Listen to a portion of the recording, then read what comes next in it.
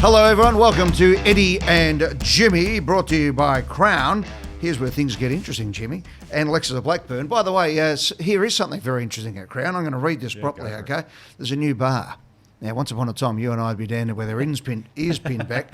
La Martini, Melbourne's first Grey Goose bar, is now open at Crown, Melbourne. Open from 5 p.m. Thursday through to Sunday. Perfect for the football crowd.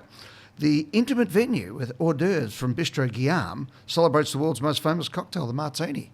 Oh, nice. Now, that sounds flash, doesn't it? A couple of grey gooses before you head to the footy. I'd like that, yeah. And then you act like a goose at the footy. You were going where I was going. I like that, though. Yeah. La Martini and the Guillaume, who's my old mate, Guillaume, beautiful food. So that's great. They're actually doing some great things there. So here's where things get interesting at Crown. Hello and congratulations to you. You kept it a secret from us last week. We should have spoken about this, but tell us about your bike ride from, a virtual bike ride from where to where? Geelong to Mildura. So tried to ride the, what do you call it, the height, the length? Yep. The length of the state there for very special kids. So they do the 24-hour challenge and they do some fantastic fundraising initiatives. But I threw it open to the listeners a couple of weeks before. What challenge could I do? Because I've walked 100 kilometres, done 100,000 steps, and that was a suggestion. I thought, why not take it on? When was the last time you were on a bike? Over a year ago.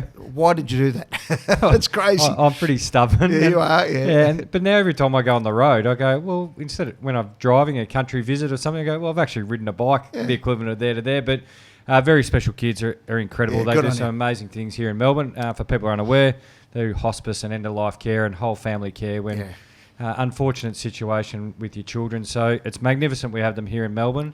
But it's a charity you probably don't want to come in touch with, but if unfortunately you do, you've got some angels out there. Mate, congratulations. It is an amazing effort and a wonderful cause. Can I ask you, how'd you pull up? What was take us through. You finish. When you cross the line, what's the first reaction? First reaction is... Get off the bike because of backside sore? I never want to see a bike again. And what I don't understand is those mammals, the middle-aged men in Lycra who spend many hours on the roads from Brighton and all those areas, you spend thousands of dollars on bikes and sunglasses and all the gear. Why can't you design a comfier seat? Yeah, I know. My goodness. But like the old banana seats on your dragster. Why wouldn't you have one of those? Do you have a dragster? No, you're too young. No, I had the BMX. I used to have the dragster. Right, no, I had the BMX with the cards in the back to make it sound like a motorbike. But the banana seat. It was nicely padded. My backside is so sore. And a bit of a puffy knee, but I'm surprised actually how well I pulled up. Just mentally exhausted. Did you have a bad knee before? Or? No, I think just over 500 kilometres of bending it and straightening it, and it just sort of blew up a little bit, but it's actually pretty good. It's probably inflamed. Yeah, that's clearly inflamed. And what about recovery? How are you feeling now? Not too bad. It was more just sleep and a bit of time. Actually, because you're on the bike for how long? 30 hours or something? Yeah, I was up over 30 hours, probably on the bike, probably 22 hours I spent on the bike. Okay. I actually felt like I was hungover, really. Yeah, well, we exhausted, eyes were all glazy and things like that. But sounds like you're doing breakfast radio. Yeah, exactly. But 3AW and the ride, we raised close to 40 grand. But overall, I think nearly $600,000 for very special kids. Fantastic, mate. Okay, into the footy. Yes. So Doug Nichols rounds, the Fortnight. I love it. Before we get into the footy, I've often said that we should call it First Nations Fortnight. And have as Doug Nichols round, so not take Doug Nichols away, because we love the legacy of Sir Doug Nichols. But there's some talk I heard on the radio just coming in about, Australia Day, and Australia Day's become just too hard as far as I'm concerned. I mean, it was always Sydney Day anyway, Sydney Cove. And in 1988, I've been around long enough for the bicentennial, no one in Melbourne knew what the hell was going on. Yep. And so I think that whenever I was on the radio and we'd pose the question about Australia Day, the holiday, people just wanted the holiday. They didn't want to have it on January 1 because that was the day that we became a federation, so that should be Australia Day. We became Australia on January 1, 1901, but people just want the last holiday. So I would like to see, for example, it become a holiday on the last weekend of January. Yeah. Okay, not Australia Day, just because we've now got 30-odd years, or nearly 40 years, of people having their naturalisation ceremonies. So why don't we make that Immigration Day, or... So you're saying Jan 30 or like around there? So. Whatever the Friday or the Monday is that's not January 26th, okay? Yep. Okay. Now, January 26th is an historical day. It was the day when Captain Arthur Phillip arrived in up there in Sydney. That is a historical fact. So you can commemorate what that means. But I'd like to see Australia Day replace the King's birthday. And the next couple of weeks, there's a couple of really great dates in the next couple of weeks. So I'd push this back a little bit. You've got the anniversary of the 1967 referendum where white Australia policy disappeared, and long overdue recognition and proper recognition of Indigenous Australians, and a lot of other significant situations there. Now that should be taught and understood that this was, this happened in my lifetime, 1967. And then a week after that, 7 days later, is Eddie Mabo Day, right? So you've got Terra Nullis disappearing, which was a horrible situation, and the Torres Strait Islanders, Eddie Mabo being a great Torres Strait Islander man. And then you can go into what it means going forward. So instead of always looking back in these situations, we look back at the historical context and then look forward and have the Melbourne-Collingwood game on the Monday and the weekend and make it a fortnight of First Nations fortnight that actually looks back, understand European settlement, for want of a better word, because now it's African settlement and Middle Eastern and all the rest of it, settlement or people coming in. Thank you to Indigenous Australia for, looking after us on the way through, and then get on with it. Yep. And I think that would be great. And I think, but I thought well done to the AFL and all the clubs. They did a wonderful job. The jumpers were great. Oh, the jumpers are magnificent. A couple of clashes, but they need to sort that out. But I thought they were, by and large, it's nitpicking. But everything was as good as could be, and the ceremonies were great. Yep, and magnificent celebration. Yeah. And hopefully it continues to get stronger from year to year. I even enjoyed, and it's just going back a little bit, when unfortunately during COVID, games went outside. Remember we had the dream time not at the G, but at Optus, but we managed to celebrate the Western Australian Indigenous impact on the game. And the Noongar. You actually got a really good history lesson out of it. It was fantastic, all the legends that have come out of there.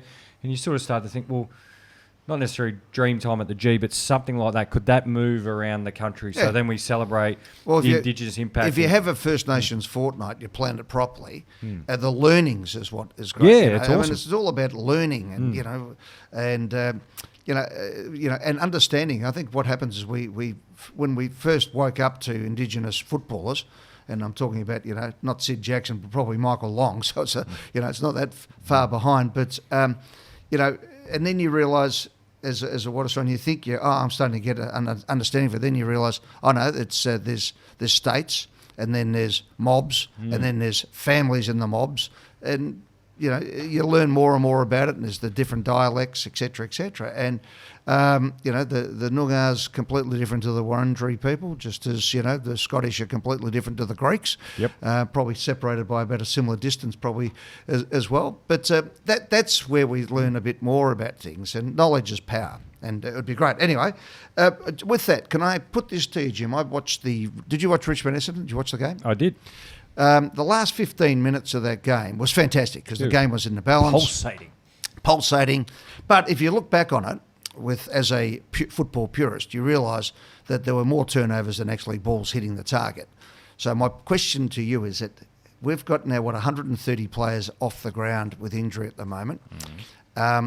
Is that sort of what we're going to look at if we stick two new teams in? I thought that over the weekend, watching it dispassionately, I've never seen more fumbling, more missed kicks, more missed handballs. Handballs that from me to you away were missing the target. Now, I'll give people the benefit, because the AFL, I'm going to say this until they change it, the balls are too slippery. Yeah. Right? So we know You've got me there. So how about we go and sort that out? That's why the umpires can't bounce it as well. I want to know the reason why it hasn't been sorted out. Because it's gone to them. I know Laura Kane went to them at Sharon. Sharon are trying to work it out. Right? But I think it's because it's all presentation. It's presentation. I think it's just now, maybe that's just the way the machines do. You know what's the most important thing about presentation? What? It's actually the quality of the game. Yeah. Oh, one would have thought. And we'll get to that. But I just thought that, I looked at the weekend, I thought, gee, and that's why there's so many fumbles, ball hits the ground, everyone dives on top of it. Well, it's one of many reasons, and I acknowledge the injuries that you highlighted. And then injuries is another big group discussion, because I think shortening quarters is only one element. It's strength and conditioning, how you do it. And maybe recovery. Because maybe the players have got to take it. Mate, let's be honest about it. Players are still unprofessional. After games, they're all out the piss. But this is what I don't understand. And anything else. And this is not having a shot at anyone. It's just I don't understand this with all sports. Is our medical advancement and our understanding and information and data collection has rapidly increased. But game time has stayed the same. But yet our injuries have gone up. So how can we have all this sports science going through the roof, but yet it actually hasn't improved? Sports science only tells you what's going on. I know, but surely you can use it to improve. But if you're not professional, if you're not doing everything that you should be doing, so, I mean, everyone goes, the club should do this, or the doctor should do that, or the phys editor should do that. Maybe the player's got to say, well, hang on, we're getting paid over $1 million now. How about we do everything possible? Why is it that Scott Pendlebury? Well, it's funny you said that. Tom Hawkins was on 3AW. I said Scott Pendlebury, so mark that down, okay? Yeah. Tom Hawkins, we had on 3AW, broke the Geelong Games record there. He made the point, and I still remember it too because it was said the same to me.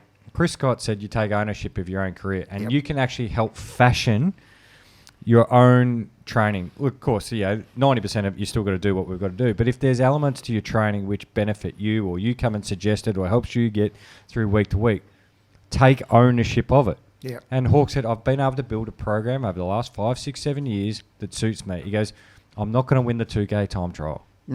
But I'm going to be very good at repeat leading, power, get myself right, get my diet right. Yeah, if he does try to win the 2K he'll probably break. He'll break down. Yep. He's too big. Just back to your point too, the other thing too is handballing is a frustration of mine. Everyone talks about goal kicking being an element of our game that hasn't improved. The blokes were missing from this distance continually This and throwing it. This one's now accepted. So if you need to handball on your left, you can sort of throw it with your left and put your right across it. Yeah.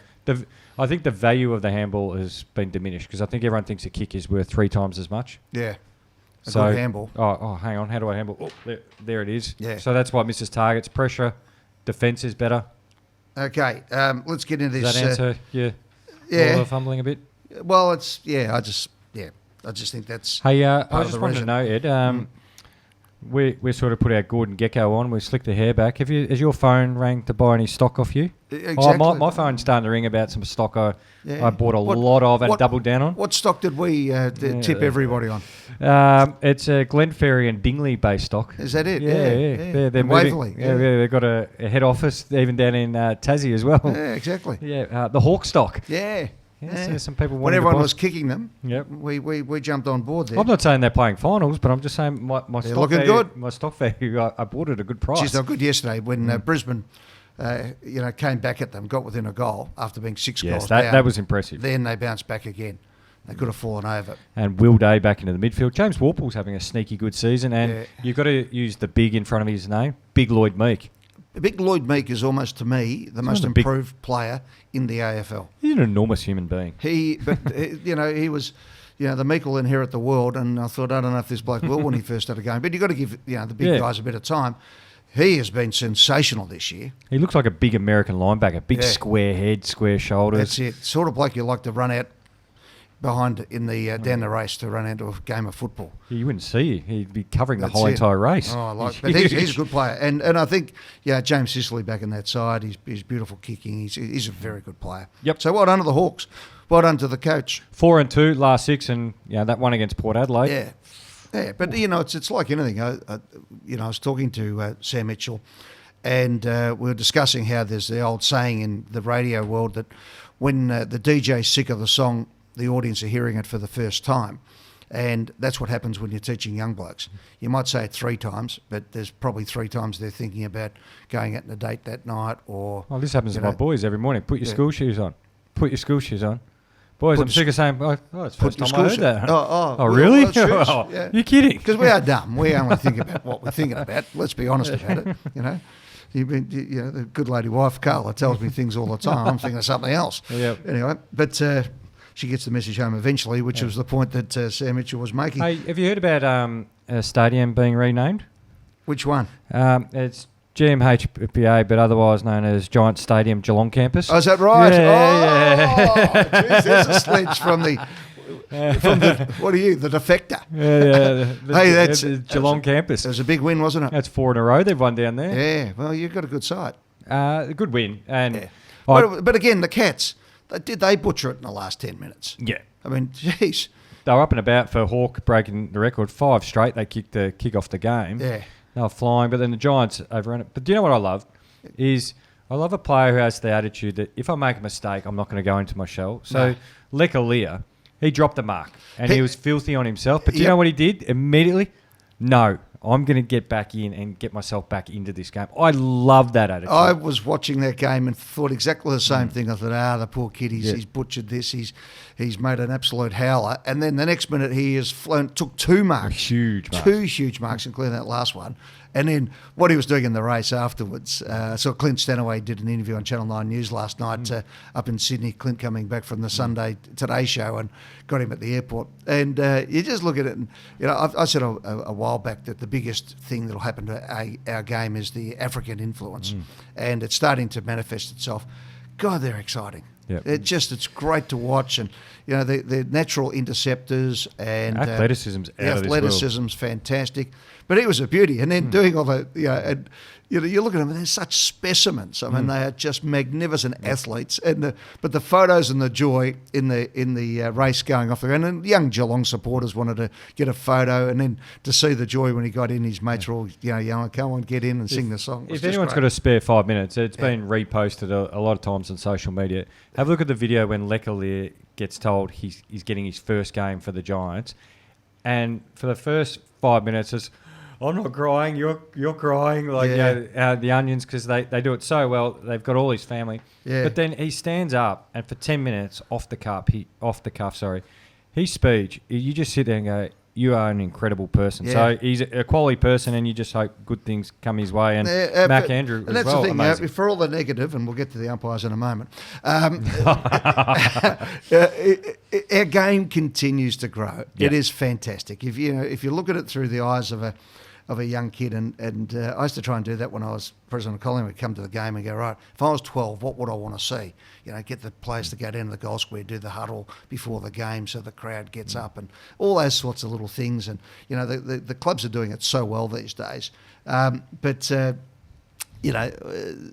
Legalese performance the other night, all those types of things. Mac Andrew was awesome. But even the build up to Tommy Hawkins, as we said, you take your kids down there if you can, watch the game, because he's going to be somebody we'll be talking about in 40, 50, 60 years.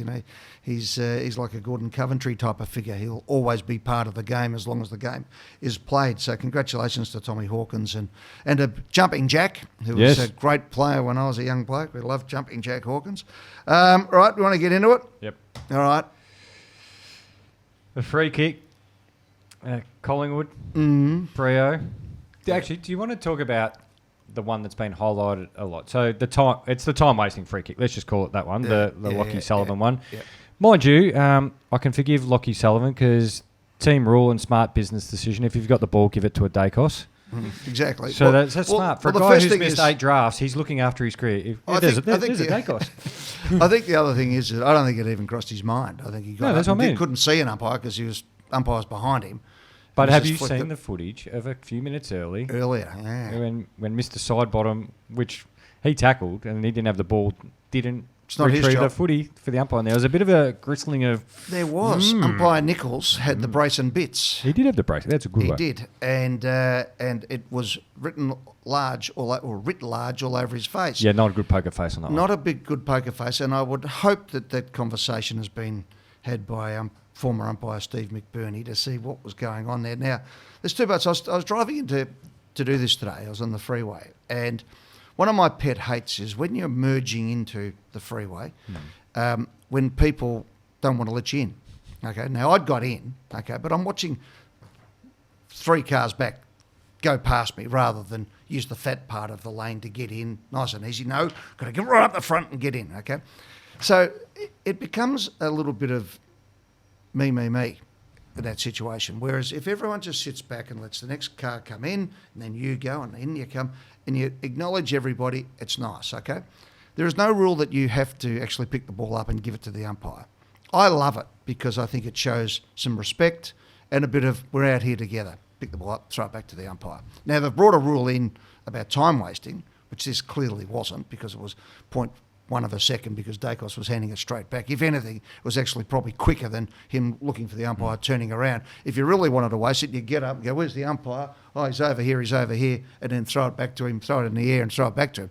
If you really wanted to save that extra second. Now, I understand it was time off, but it's about getting into position. So we know there's no stupidity in the arguments here. But really, I mean, if you were a coach this week, you would say, see what Sidebottom did? Leave it on the deck. Let him pick it up. Because it just, why would you put yourself in danger of giving a free kick that you don't have to touch? Don't have to pick the ball up. You don't have to do anything. You just do it. I mean, as you being a midfielder, the great thing was that you had the ball at the end of the tackle. You got up, if it was a ball up, and you gave it back to the umpire because, I had the ball. That was part of the psyche. Well, I'd leave it on the turf now, and I just don't like the look of that. I mean, it becomes narky, and this now becomes something more than it needs to be. Now, I know people say there's been 4 others during the course of the year. Well, I've seen one of the others, and it was another young player handing it to somebody. It didn't waste any time. If you threw it over somebody's head or you threw it 20 metres to somebody, okay, that's time wasting. This was ridiculous. I think the only way... It was. I don't care how much they justify it. And forget it's Collingwood as well, but it just broke every rule in the common sense book. Yeah, I think the only way it gets paid is if it's something that's front of mind. So it's clearly there's been some discussion. That worries me. Because I don't think that's one that you'd have actively near the front with all the other rules. And this is almost acknowledging how difficult for the umpires the game is to play. Because if I'm going into a contested situation, an umpire, I reckon I played enough footy to think about a lot of this stuff at a pretty good speed. That one is not really, in the heat of the moment, going to be pretty close. So something... Well, especially at another game where it happened as well. The Hawthorn game, it flicked up. I mean, it was, So we'll never know whether there's been a little bit of a discussion going around. So I look at it from a Collingwood point of view. Okay, so... Do you know what I'm saying? There must have been a discussion. Well, of course there is, but this is what... The old red car. Like I'm still... Go look for a red car. That's it. You'll find a red car. But I'm still filthy of 2010, where Collingwood, Mick Malthouse and his team came up with the interchange, the way they're doing it. So the first thing the AFL did was change the interchange to stop Collingwood's tactic. Okay, so clearly there's been discussion about how does Collingwood, and Collingwood have spoken about how Pendlebury kicks the ball out. So there is no doubt in my mind, right, that there was a situation where they were talking about how does Collingwood run the clock down. Yeah, I've focused on it. Last seconds. As a footy analyst, I've been spending a bit of time in the last couple of weeks, right? If I was a coach, what would you do? What would I do to counter it? So I'm actually acknowledging what Collingwood does well. So I've been doing that. Yep. Well, I know what I'd be doing if I was Greg this week. I wouldn't be laying on top of the tackle. Do not touch that ball. Do not pick the ball up at all. Leave it alone, and you just say, no disrespect, but I don't want to put myself in a position to give away a free kick. That's called common sense. Don't put your head in the lion's mouth and pull its tail. You don't need to pick it up. Don't pick it up. Yep. And you know what I think about that? I think it's terrible. I love the idea. I like watching it. It's something that I've sort of always enjoyed, was the players in there hard at the ball, whistle goes, pick the ball up, give it back to the umpire or get it back to him pretty quickly. Boundary umpires, I hate it when players throw the ball away at the boundary line. It's blokes running up and down. It's hard enough for him. Give him the ball back. Don't drop it on the ground. In the old days, they used to throw it 20 metres away. It could have been. Boundary umpire to run up, get it, and come back and throw it in for those reasons. So we know that the players' gamesmanship and these type of tactics are in the game. Yeah, that was just ridiculous. If it was such a frustration, I think there could have been a step process like a lot of things. So if it was creeping into the game, the magic fax goes out. One went out about 50 metres this week. There's no doubt about that. Yeah, just on this one, the fax goes out to the footy manager. The footy manager should make all players aware. If it's next go, if it happens again, we can bring in the fine system, and next time there'll be free kicks paid. So yesterday, James Warple handed one over, and it was a half fell out of his hand, to be perfectly honest. So I wouldn't die in a ditch over that to Will Day. But technically, if we're going to be technically in the Collingwood situation, the ball went to Dacos and the umpire was quicker than him, turning around and mucking around and running back and throwing it back to the umpire. How about I throw this to... Stupid. And a game like I play devil's advocate here? And so, Richard... Pies missed the finals by 2 points. Yeah, don't cut me up here, Richard, but here we go. I'll play devil's advocate. Yes. Collingwood won technically on Isaac Rankin running too far, but then you got done technically on a free kick. Yeah. So what do you want? I just think that I don't think he got done. The one on the weekend against Fremantle, I don't think technically was correct, because it's about time wasting. It's not about throwing the ball back to him. There was no time wasting involved. It actually went to the umpire quicker than if he had have turned around and looked for him in that situation. There was no time wasting element in that whatsoever, so that wasn't a free kick. No. The subsection of that rule is about time wasting, not about throwing the ball back. No, I just had to ask the question. That's all. Well, no, but if Isaac Rankin had have gone 3 metres over, I would have said he ran 10 metres. He ran 24 metres. That's 66% further than you're allowed to run. I mean, that wasn't the same thing. And forget it's Collingwood in that situation. No, I just don't like that situation. All right, umpiring. And it just brings it on the umpires. And if I hear one more time that it's the hardest game in the world to umpire, please, I'll be quoting Terry Wallace. I'll spew up. Yeah, because, again, let me put this to you, and this is sort of my thinking at the moment. If we invented the game today, because it reinvents itself basically every other week, what are the things that we'd take out of it? Now, we pick up the paper today, and Mark Robinson and Andrew Dillon have said that there's too much congestion. And part of that is because we've got too many spuds playing at the moment, and that is through injuries and things. So what do coaches always do? Dive on top of the ball, okay? So I'll come back to... I'm now starting to warm into this. I was only sort of throwing it up for a bit of a conversation, but the more I look at it, the more it makes sense. And I was talking to Lee Matthews about it and got his consent, so I feel stronger about going. He's got a statue just over there. He has, yeah. So I'll listen to him. But the number of players on the ground, if we've got congestion as an issue... we want to open the game up. Now, we had 18 when we started this game, right? For the simple reason that people stayed in position. Now, did you play in the under-11s when the umpire would get it and go, righto, everybody get back to your positions before I ball it up? Yeah, I see that at the moment with my young lads. Yep. So if you did that, okay, and it's a bit like the umpires. They went from captains to 1 to 2 to 3 to 4. And I spoke to Steve McBurney the other day about this, and he didn't quite understand what I was trying to say about having umpires in position and the ball come to them. And, get them out of the dorky gym clothes and put them in some authoritative outfits and have umpires like... Umpire Nichols is a very good umpire. And have him in position so that he's not running up and down and not being fatigued and not getting the shits because somebody didn't throw the ball back to him and then squaring up later on if that was the case. And the circumstantial evidence would suggest that was the case. Okay, circumstantial, I say. Yeah. Or at least, to your point, it was front of mind by that stage. Just make it a bit... It can take the angst out of this game. We keep layering up with more rules. The Kerry Packer rule at the Senate inquiry, you're going to bring a new rule in, take one out. We've got too many. We used to be a game without rules. Now we've got more rules than the Australian Tax Office. The fact that we're going to the fourth subset of a rule to decide a game where two teams have been belting the hell out of each other and in the Pies situation, playing on injury, playing on guts and determination, Fremantle coming back. I mean, that's not to say that Fremantle wouldn't have kicked the goal out of that ball up. Who would know? But, I just think those situations we should be looking at. But I just think there's too many players on the ground at the moment. And I think if we can find another group of players that actually can play, if we're going to extend the competition, it might be worth having a look at. Yeah, it comes back to... everyone says they want the game to be... Lee Matthews says he wants players to get tired later in the game. Yeah, but it comes back to my point. What do you want from football? Yeah. So, what do you want? Do you want packs? I just want a close game of footy, a tight. But I don't... I'm not fussed if there's... I like seeing the skills. I like seeing people kick the ball to position and hit somebody and handball to somebody. And and if you do that, then the tackling doesn't become as big an issue because there's less tackles because there's more room. And then you can pay the tackle because it actually makes sense.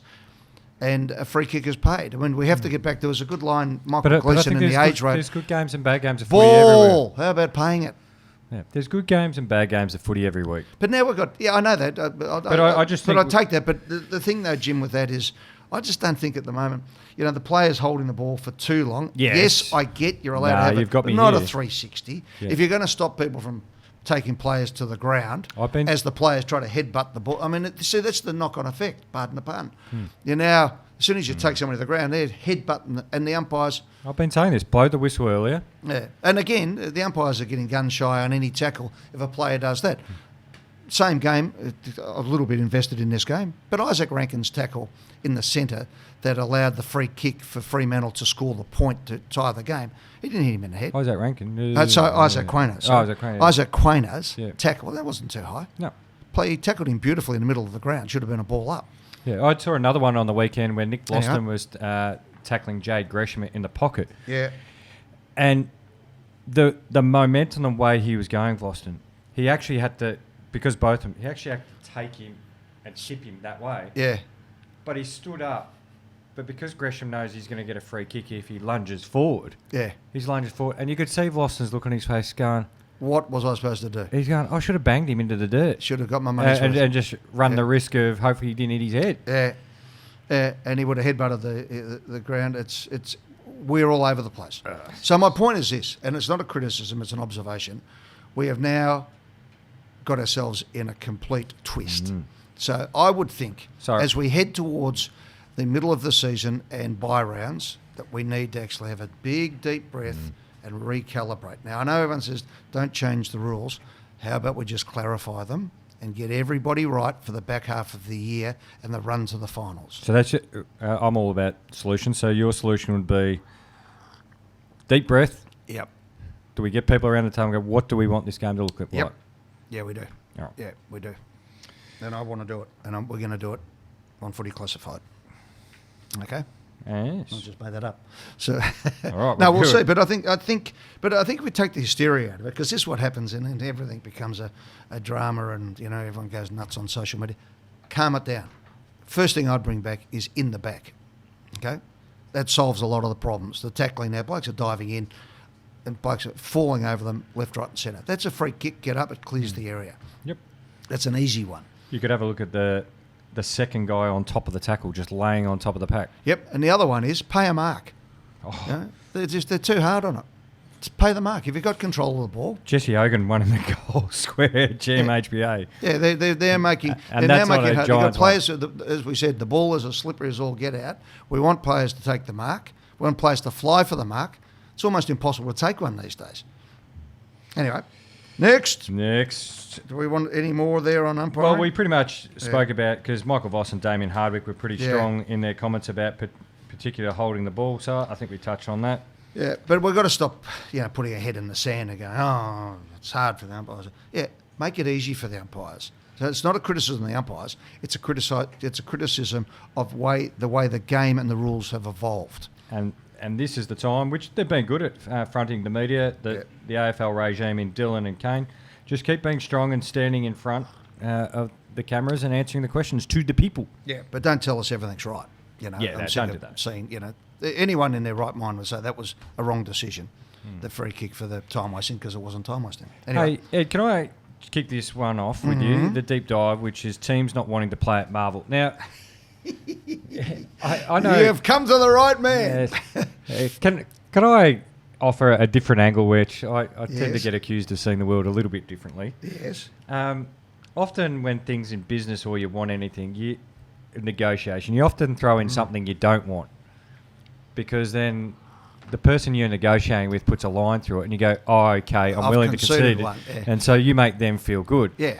Is there a bit of an element where some clubs, Melbourne-based clubs, have sort of might have had some conversations, as they do? You have conversations with other clubs as your time as president, that if a few of us get together and say we're leaving Marvel, or we want to leave Marvel to come to the MCG, that our deal might actually get a little bit better at Marvel? It's just an angle I think that could be at play. Let's stay with Essendon for a moment, okay? Who suddenly, they're going to ride again, the Bombers. Don't forget they were here at the MCG, and they all ran. Right now, this is AFL-owned Marvel Stadium now too, which is a bit different. It makes it even better, but it was AFL partially owned anyway back in those days. But so I lived through all this, right? And I actually zigged when everyone zagged. When everyone ran down there, I came here with Collingwood. Okay, and we did a great deal, which has been unpicked in recent times. Okay. Mind you, some of those teams that were who arced up the most in recent times, i.e. Hawthorn and Richmond. Hawthorn, they actually had to manufacture and shut the stands to actually make it look full the other day, okay? And Richmond, we know that they've gone missing in action as well. So that sort of gets my back up a little bit, okay? Now the Bombers, they have got a favoured nations contract at Marvel because they were the anchor tenant. Going back in time, They were going to call the new stadium down there Victoria Stadium because they wanted Collingwood to come down, and Collingwood were going to. At that stage, it was going to be a 70 to 75,000 capacity stadium. And the Pies thought, well, if you take the AFL members out and you take the MCC members out, it's probably like for like, or probably even a bit better. When it went to 55,000, Pies said, that's no good for us. Bombers went down. Okay, so they got the best, they got everything. You know, in the shops down there, if you buy a Geelong jumper, Essendon get a cut of it. Did you know that? I did not notice. Oh, let me tell you. Let me tell you what else, okay? The Bombers get a cut of the food and beverage on just about everything's going there, right? And so they should. They did the deal. A bit like our great deal here at the MCG, okay? So they went that way, we went this way. Carlton wanted to have Princes Park as the third ground in Melbourne. Probably made a lot of sense, except for the MCC and the local residents just made it almost impossible to get something done. So in the end, they go down there. Ian Collins is the head of Marvel at that stage. The AFL becomes the president. They go down there instead of coming here. Same deal. They got a good deal, what they thought was a good deal. St Kilda, Western Bulldogs, North Melbourne all signed the deal of the century without looking at the contract. Let me say that again. They signed the deal of the century without looking at a contract. Surely they looked at a contract. No, they said, the AFL, I promise you, I know this sounds ridiculous, go back and have a look, and it's exactly as I'm saying, okay? Here, Richmond took games to Cairns, Melbourne went everywhere else, Hawthorn went to Tasmania. One team sat as that stand was built, and this was built in the rubble, right, was Collingwood, and that was why we had a favoured nation agreement. So if Essendon now want to come here, which makes sense because they've got all the big clubs should be playing here, okay, it makes sense, then they have to get rid of their favoured nation down at Marvel, okay, and that would allow for some of the smaller clubs to get a better deal. Okay, so you can't have it both ways, Bombers, okay? Yeah. I know the Bombers like to butter their bread on both sides, but Carlton are trying to get up here now. So you're allowed to change your mind, though, aren't you, over 20 years? Yeah, you can charge, but I'm changing my mind on your deal too. That's not the deal that we signed. So if you're not going to anchor tenant, because don't forget that is the AFL's property, so you're affecting, right? You're affecting everyone in the competition. You know, at the same time, I keep hearing about the interstaters are now on the whinge fest. And I see Andrew Pridham's come out with 3 grand finals. He said today, I'm still yet to hear anybody tell me why this isn't a good idea. I know he listens to this. It's a ridiculous idea. Because people are not going to waste a breath on it. That's why. But the point here... You can crack the shits with me on that one all you want. As you look around here, right, there is a massive stand over there called the AFL Members Stand. Okay? That goes to 18 teams. Is there a AFL member stand at Optus Stadium in Perth? Or Adelaide Oval or the SCG or anywhere else? If you're an AFL member, can you get in? No, but if you're an AFL member from Perth, you can come over here. This area here, MCC, all right, we know that. You know, these are 2 pet hates for me, being a good boy from good working class boy. I can see this gets you fired up. It does get me fired up because it's, there is a solution to all this, okay? And that is, as you say, is, okay, take a deep breath. Again, a lot of deep breath going on. I'm going to call the respirator. And you say, right, what is the best scenario? Right? And the best scenario is to make sure that the deals down at Marvel are good enough for the teams. St Kilda saying they want to play more games here, with respect, mate, you're 20 million under, you're getting more money than anyone. Your job's to play down there, keep that going, same as North and the others. Here, play a few games. They should play Collingwood, Richmond, Carlton and Essendon here if they're going any good. If they're not, down there. Okay, it's simple as that. That's enough. So how do you decide going any good? Well, if they're going all right, if they're playing well. Yeah, but Richmond... We've got 2 stadiums now. We can move them around. It's not hard. You can walk from one to the other. Yeah, some fans don't like going that 3.8 kilometres. Well, don't go. Watch it on the telly. This is the thing. It's not compulsory. It's like the fan association, self-appointed, by the way. You're not a fan of them? No, I'm not a fan of the fan association because they come up with stupid things all the time. They've come out today saying, the fans want the games at 2 o'clock. Who? What? Clearly no one who's got kids who are playing school football in the mornings. And this is one I love. They go, but if you do it at 3 o'clock or 4 o'clock, the kids, by the time you get home, they can't get up for school the next day. What? What, the kids go to bed at 6 o'clock, do they? And then somebody, Richard was saying here, he's 5-year-old. Mate, 5-year-olds. Do you want me to be really antagonistic? Go for it. Shouldn't be at the footy. Maybe 5. But most kids are too young for that. Yeah. Watch it, bring them a bit later on. They can't get through a full game. But if they do, it's not compulsory again, okay? And if your kid can't get up for school on a Monday, then I don't know what's going on. Put them to bed a bit earlier, look after them, feed them, do whatever, stay home. I still think Friday night should start closer to 7 o'clock. Yeah, it should. It should. One of the issues there was, could people get home and come back in quickly enough? I think 7:20 is probably the right time for that. Yep. So I totally agree with you on that one. And I think 1:30 or the 1:20 game on a Sunday is a bit early. But, Collingwood Adelaide here was full. It was 65,000. It worked well. I think people are enjoying, the later start on a Sunday afternoon to get all the school footy and everything up and, get up and going. I don't mean to backtrack. And you've got to get the TV to... Yeah. Just putting a little bit of a bow tie on the Essendon Carlton St Kilda wanting to come to the G. Yeah. So, Essendon Carlton. So you're saying Essendon, come to the G, no. but that means you have to relent from your current deal at Marvel. Yeah, well, they've chopped ours up here. So that's it. Okay, is that the reason why they should? Because they've chopped yours up? No, but they've changed their deal. Their deal was for them to play all those games down there, so it's null and void.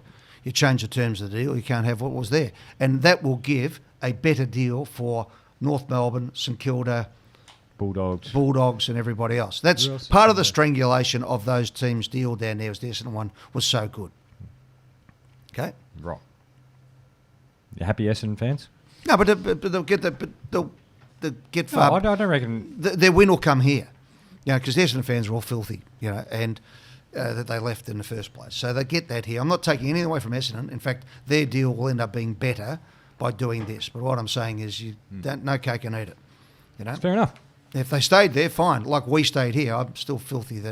That's a situation here. You haven't got your seats absolutely back? Filthy. Have I said that? Hey, have you got your seats back yet? No. It's all right.